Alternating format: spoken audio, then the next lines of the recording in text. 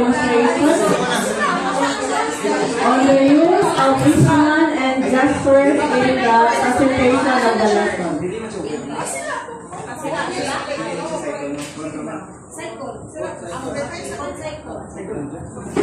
So we are using the grade 7 science, second grading, which is biology. So the class or the teacher would say, everybody class, in an ecosystem, there is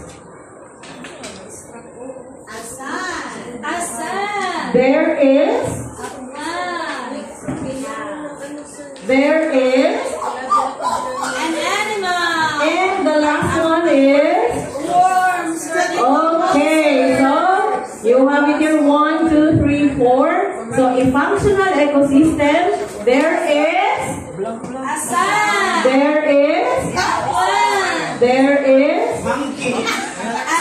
and the last one is okay. So can you show how a plant moves? If there is a strong wind, Okay, how about the animal? One movement of an animal. And one movement of an decomposer. Okay.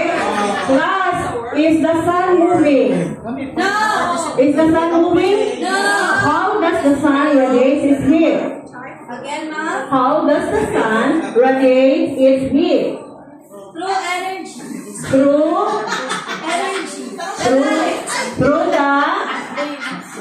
Through the light, meaning from the sun, which is the source of the light, absorbed by the plant in the process of photosynthesis, eaten by, okay, and when the monkey dies, who will eat the monkey?